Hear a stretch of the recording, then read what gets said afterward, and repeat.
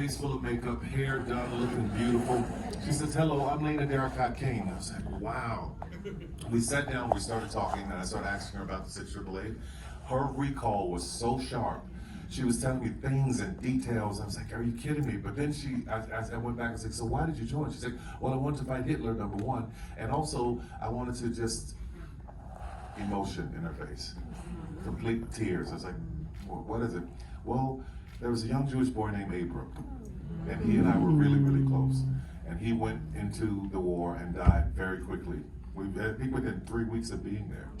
And it was devastating to her. And to see her 80 years later still holding that emotion, I thought, wow, this is a story that I want to tell. Yeah. Well, I mean, in terms of the casting, how did you, what made you think of Ebony for that role?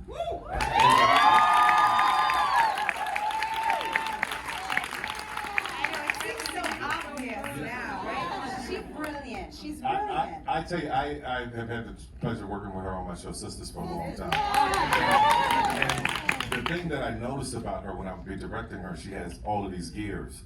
Like I'd be like, okay, here's where I think this scene is, or here's where I think it is. She's like, okay, great. And then like, and I'm shooting really quickly, and it's like, well, this is a really sad scene. She said, okay, give me a second. She goes back, she comes back. She's dropped into that moment and wrecked me on set. So I'm like, if I could get her to play Lena, then I have won. Yeah. So she read the script and she's like, this is fiction, right? Well, I'll let her tell you. But I'm so honored that you did. I thought, wow, where did you get this inspiration from? This is such a great story. It's just so unbelievable, well articulated. It's so massive. Where did you get this from? He's like, well, history, but not the books. But not the books, because they were never in our history books. They were not in our classrooms. They were not in our documentaries. They weren't in, and even in our word of mouth, because we didn't know them. We did not know the story of the 688. So I was introduced to the script that he sent. He said, I sent you something, read it. Very Tyler Perry fashion. And I said, yes. And I read it from beginning to end in one sitting. And I wanted so badly to be a part of it, but I had no idea, because he didn't say, what do you think about Lena? He said, what do you think about the story? I'm like, well, here's what I think about the story. This is, do you want to play Lena? Yeah. I was like, oh, and such an honor, because to be thought of in the way that he has just described this woman, I mean, that's a win for me. That for me was just, we could have stopped there and I still would have been this grateful, probably, you know? So absolutely, it was a dream come true. Did you get a chance to meet Lena? I did, and I just finished crying at the last screening, and I'm not gonna do it again, all right? I want y'all to hold me accountable. I got some things to say. Let it come. Okay? Let it come. No, I did. We started shooting in Atlanta, which we had shot Sisters in Atlanta for 5 years before I ever saw this script from Tyler. And we were about a third of the way shooting. And by the way, Tyler was very, very kind in making sure that my mother was there by my side in Atlanta. So she was there for a portion of the film, present. Yes, please. Because that was the difference. That was the reason I was able to do this project. So I thank you so much for that. I wasn't able to say it last time because I was crying. So that happened, and I said, you know, I have to meet this woman. He had sent me a video of when he sat down with her. It's not aired anywhere. It's not online. You will not see it. But she sat and she spoke about her mother and the garden that her mother had, and how she would feed the community, and how she longed to be closer to her mother. I was so close to my mother. I was like, oh, I get that. I understand that. Still, she was such a icon in my mind already, but I said I have to go meet her. I have to humanize Lena for me to be able to do this the right way. And so I flew to Vegas on her 100th birthday. Again, not knowing what to expect, and same thing, she was dressed to the nines. She had her tiara on, she was like, it's my birthday. She was dancing, she was singing, and I walked in the room just shaking. I'm shaking now even remembering it. But I was so nervous to meet her because I didn't know how she felt about someone playing her. With all the life that she's lived. A woman who's outlived both husbands. A woman who's outlived Abram, her first love, that she was not even allowed to marry at that time, by the way. This was the 1940s, so even if he did come back, they still wouldn't have been able to be together. Not legally. Not legal, well, you know. So when I walked in the room, they said, hey, Lena, this is Lena. And she kind of looked at me for a second. They said, Lena, in the movie. And she lit up, and I said, okay, God is good. God is good. She said, "You're pretty. You can play me." You have to understand, when a woman like Lena says that to you, it's not even about vanity at that point, because she was such an incredible woman as a person, you know? The joy that she had after all that she lived through, after segregation, after World War II, after Jim Crow, after all these eras that we read about, not 6888, missed that chapter. But after all of that, she still had so much joy and gratitude for life. She was curious. That was the thing that I resonated with her so much. She was just so curious. And I was like, if I can light that part of who she was at 17, if I could be the Lena who didn't know all that she knows now, then maybe I can do this. Maybe I can be the right soldier. And funny enough, my nickname as a child by my mother was Little Soldier. Yeah. Which is what she told me when I said, hey, Ma, I don't think I can do this film. She said, oh, yes, you can, Little Soldier.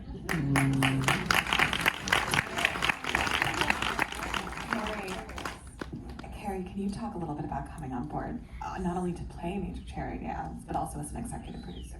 I'm actually sitting here just taking in the miracle that is Ebony. Y'all, she wrecked me last Q&A. I couldn't even breathe. I was crying so And it's hard. one of the things I'm most proud of as an executive producer, is being able to bring a film to the world filled with all of these younger, beautiful, extraordinarily talented actresses. This whole team led by Entire you. battalion. Yes, the entire battalion, but you are the heart. You take us into war, you take us through this film, and with all of these young women, you know, when I was coming out of college, there were not these opportunities. You have these films, these war films that white men have been able to have a platform to enter the business, Platoon, and you know, throughout years, all these black men with a soldier's story, a soldier's play, Red Tails, but we never had that. So to have this cast filled with these young black women of all different shades and from all over the country and with all these different perspectives and different superpowers, this one sings and this one dances, and it's just so exciting to be like presenting them to the world. And I watch you and I'm just so grateful to see what's on the horizon, really. So that's really Which is great, but she asked you about playing Charity Adams, so let's talk about that. She also asked me about being a producer. I love how you deflected to her, but yes. So this film is, the experience of making this film is filled with these stories that Tyler calls God winks. These tiny little accidents that are not accidents, because they are just a sign of us being in the right place at the right time, doing what God wants us to do. So I had a series on Instagram called Black Herstory, where I used to dress up as these famous black women, Rosa Parks, Grace Jones, and I had a weekend where I was going to do one, and I was doing a bunch of press that weekend. On Friday, Tyler sent me this link, and he said, take a look at this. I'll get to you on Monday, That dog. is not what happened. He said, take a look at this, and I said, thank you so much. I'm crazy busy this weekend. I'm going to watch it on Monday when I have my undivided attention, and I'll call you right away. So I shoot this series for Black Herstory that weekend, and my social media director sent me, what? Emily, my social media director, Emily Kitching, she sent me a link that was a story about the 6888 and a picture of Lena Derricott King. And I was like, I've never heard this story. I didn't know about these women. This is extraordinary. We rented a costume. I dress up as Lena Derricott King. I take the pictures on Instagram, and I'm thinking, God, somebody should make this movie. I won't be in it because Lena was 17, but this is an extraordinary story and somebody should make it. A couple days later, I open up this link, and Tyler Perry is making this movie. It's the sizzle reel of the 6888. And I call him right away, and he says, I want you to play their captain, Captain Charity Adams. I didn't know anything about her, but I had chills. I was like, I want to do it. I want to be in it. I want whatever I have to do. But also, Tyler, how in the world are you going to make a movie about the mail? Yeah. Like, it's envelopes. Like, who wants to watch a movie about stamps and envelopes? Like, what are we talking about? I remember us having a conversation, and I was like, well, let's just take it to the day, right? There is no Instagram, there's no WhatsApp, there is no Facebook, none of that. You've got soldiers at war who cannot communicate with home for years. For years, they're in the battle. The people at home do not know if they're safe, if they're okay, if they died in battle. And the soldiers don't know what's going on at home. So this mail was so important for the soldiers' morale. It was so important because this was toward the end of the war and they needed that morale boost just to take it over the top. So it was very, very important. So once I explained that to her and she got back to me on that Monday. And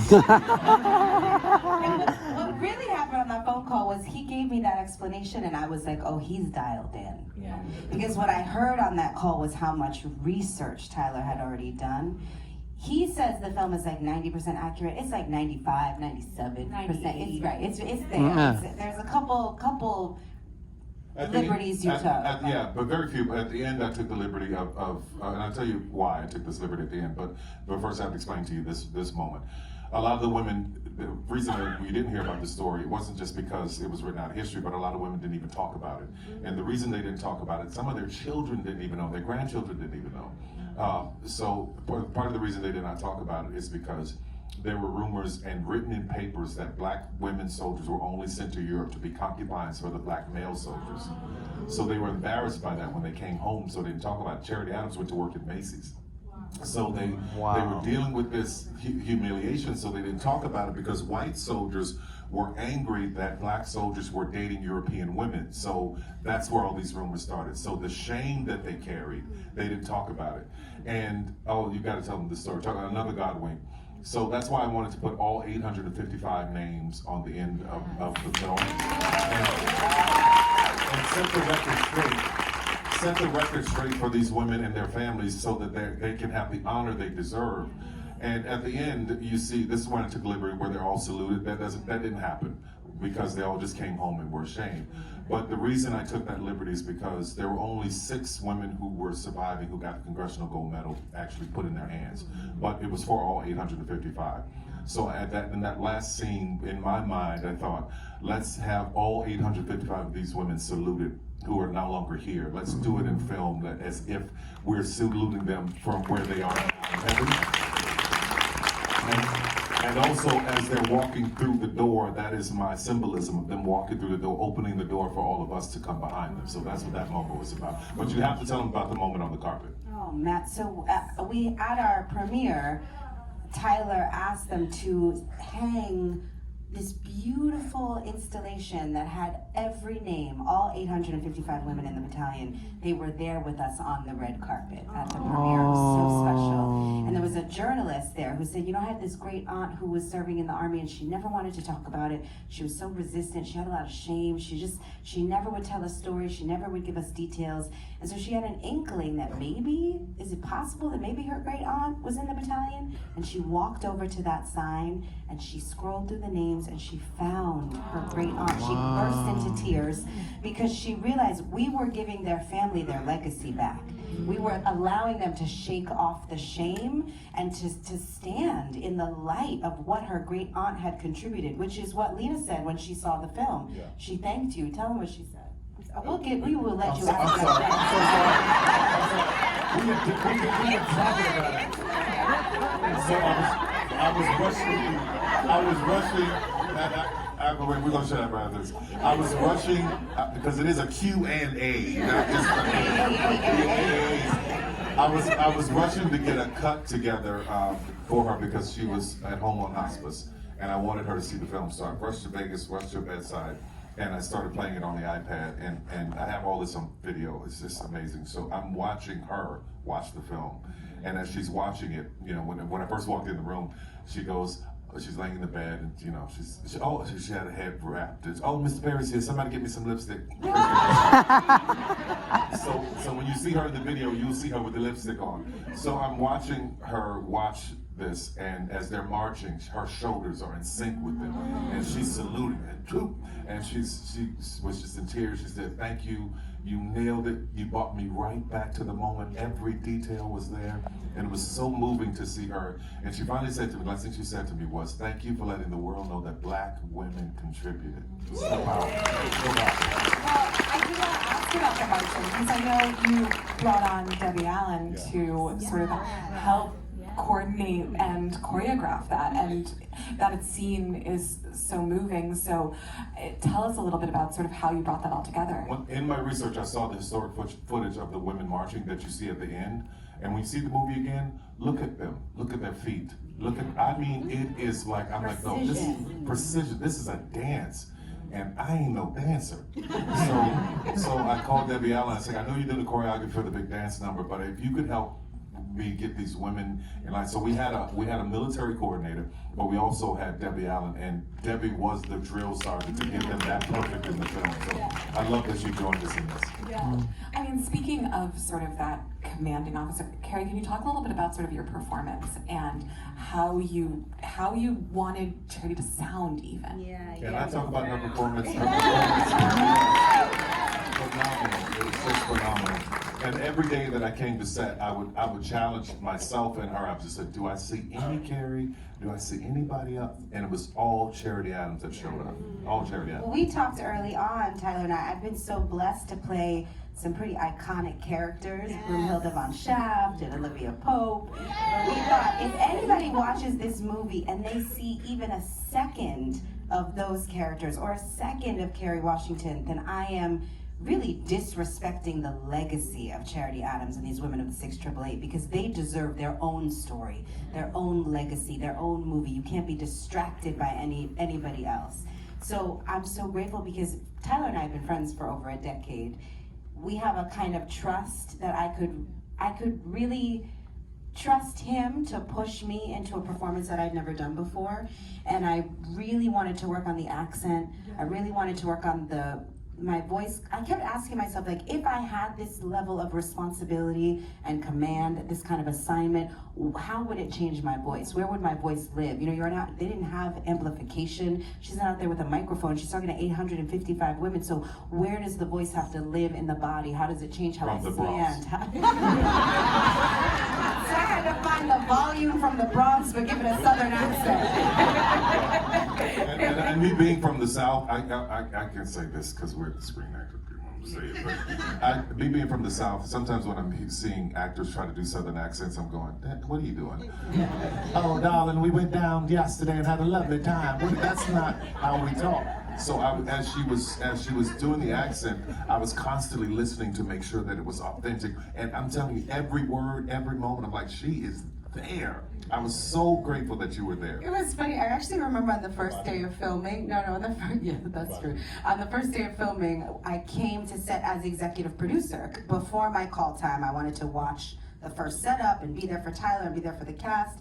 But I guess, most of my body was already in Charity Adams. So I'm standing at Video Village trying to be an executive producer head, and I look over at Tyler and he says, "Good morning, Captain Adams." And I was like, okay, we see each other. Ebony, can you talk a little bit about sort of working with the other actresses that played the battalion and sort of the camaraderie that you formed? 1,000%. One thing I do want to point out is that when I spoke to Lena, and I did spend that day with her for her birthday, with her friends who were, by the way, 20, 30 years younger than her, a blessing. One thing I noticed about her, among the many things, is that she always spoke about the battalion as a unit, even to that day. She only spoke singularly when she was speaking about herself before the war. When she was speaking about Abram or her mother or any of the experiences she had post or pre-17, pre-17. So it was just so moving to see that even then she was still representing these ladies that she stood by. She never forgot them and she never minimized them. She knew what her assignment was even from back then, and she kept it with her and she brought it with her, and she knew in her heart that those women who are no longer with us, they weren't getting to see this moment come to fruition. And that was something she was so grateful about. And I love that everyone who was a part of this cast, all the ladies and the men as well, everyone knew the assignment, everyone knew how important it was. Everyone was excited and almost agitated with the responsibility. Like agitated is maybe not the right word, but it was like true. Like it was like kinetic energy. It was like just this motion. It was this motion with everyone. And I mean, we have comedic relief. We have Shanice. No? Johnny plays Johnny May, yeah. We have Yeah. those moments of levity which Black women need Yeah. also. And I'm gonna say this again, Tyler, just so people can hear me say it. You know, I asked Tyler for the pajamas from the set. Hold on, let me finish. I asked him for the pajamas because I love that we show when these women rest. We never get to see Black women rest. He's like, why don't you want the uniform? Why wouldn't you want a uniform? I was like, no, I want You need to rest. to remember when they got their rest. They're human. I'll get you the pajamas. I'll go to wardrobe. Just ask for the pajamas. But I tell you what I did. Well, and before we started, I had all the actors on Zoom.